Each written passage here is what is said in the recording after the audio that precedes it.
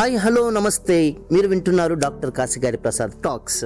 అసలు ఈ కాలం అనే సందర్భం ఉంది కదా, కాలం అనే ఒక విషయం ఉంది కదా, కాలం అనే ఒక మాట ఉంది కదా, కాలం అనే ఒక అనుభవం ఉంది కదా. ఇది ఎటువంటిది తెలుసా? నిజంగా ఈ సృష్టిలో ఉన్న ప్రతి జీవికి కాలం అనేది ఎలా ఉంటుందంటే ఒక పరీక్షలా ఉంటుంది. అందుకే కాల పరీక్ష అని ఇప్పుడు మనం 4 మాటలు మాట్లాడుకోబోతున్నాం.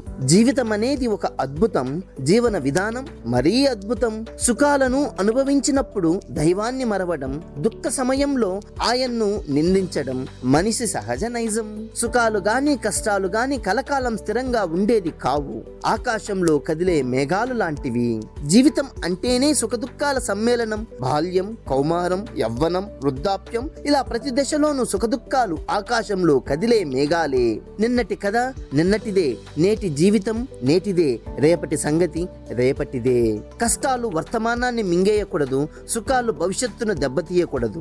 నేర్పగలిగితే సుఖదుఖాల్లో పాఠాలు, గుణపాఠాలు నేర్చుకునేలా కాల పరీక్షకు సిద్ధపడడమే.